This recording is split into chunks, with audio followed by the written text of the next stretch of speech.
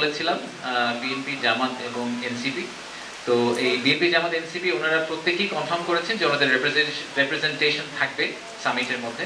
আমরা বেশ কিছু বড় বড় ভেঞ্চার ক্যাপিটাল ফার্মের যারা হচ্ছে আর্লি স্টেজ স্টার্টআপদেরকে ফান্ড করেন, সেখানে অনেক বড় বড় বেশ কিছু ভিসির ওনাররা আসবেন।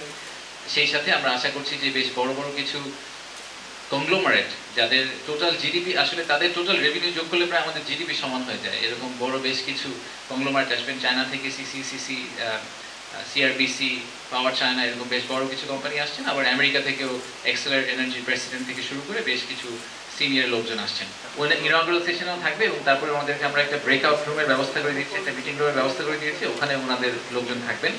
আমরা ইনভেস্টরদেরকেও ওনাদের নাম বলে দিয়েছিলাম, অপশন দিয়েছিলাম যে ওনারা যদি বাইল্যাটারালি ওনাদের সাথে দেখা করতে চান তাহলে ওনারা দেখা করতে পারেন। তো সেই ক্ষেত্রে আমরা ওই মিটিংগুলো আসলে সেট আপ করে দেওয়ার চেষ্টা করছি। আমি যতদূর শুনেছি ওনাদের কাছ থেকে পেরিফেরালি, সেটা হচ্ছে যে ওনারা নিজেরা একটা ভিউ নিয়ে আসছেন যে ওনারা যদি ক্ষমতায় আসেন বা পলিটিক্যাল গভর্নমেন্টে যদি ওনারা অংশ হন তাহলে ওনারা বিনিয়োগ ব্যবস্থাকে কিভাবে দেখছেন, ওনারা আর কি কি রিফর্ম করবেন, বা এখন যে রিফর্মগুলো হচ্ছে এগুলোকে ওনারা কতটা সাপোর্ট করেন এবং বিনিয়োগকে ওনারা কতটুকু প্রাধান্য দেন, এইসব ব্যাপারে ওনারা নিজেদের একটা কমেন্ট্রি তৈরি করেছেন। সেই কমেন্ট্রিগুলো ওনারা ইনভেস্টরদেরকে শেয়ার করবেন।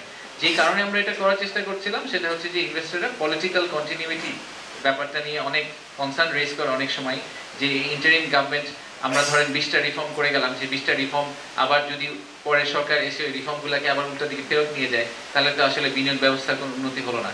তা আমরা এটাই আসলে প্রুফ করার চেষ্টা করছি যে আমরা আসলে ওনাদের সাথে একসাথেই কাজ করছি এবং ওনাদের কনসেন্ট আছে এবং ওনারাও মনে করেন সবার জন্যই আসলে বিনিয়োগ ব্যবস্থার উন্নতি করাটা ইম্পর্টেন্ট। তো ওনারাও এই সাপোর্টটা আমাদেরকে দিচ্ছেন এবং ভবিষ্যতেও বিনিয়োগকারীদেরকে দিবেন।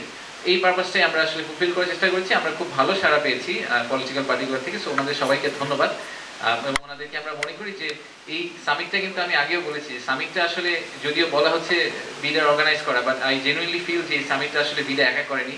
অবভিয়াসলি বেজা ইনভলভ, আমাদের যারা পার্টনার অর্গানাইজেশন আছে ইউরোপিয়ান ইউনিয়ন থেকে শুরু করে বিভিন্ন ব্যাংক, বিভিন্ন কনসালটেন্ট, তারা ইনভলভ, তারা ছোট ছোট পার্ট অর্গানাইজ করছেন।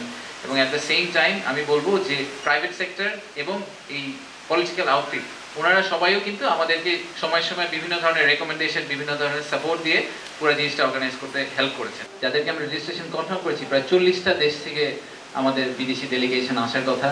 এবং ডেলিগেশন আমি যেটা বললাম যে আমাদের টোটাল ক্যাপাসিটি আসলে হচ্ছে ইনঅগ্রেশন সেশনের 700, তার মধ্যে যদি আপনি কিছু উপদেষ্টা বা অ্যাম্বাসেডর বাদ দেন, আর তারপরে বাকি পুরাটাই হচ্ছে আসলে বিদেশি বিনিয়োগকারী এবং non resident Bangladeshi. So non resident বাংলাদেশের নাম্বারটাও বেশ বড়।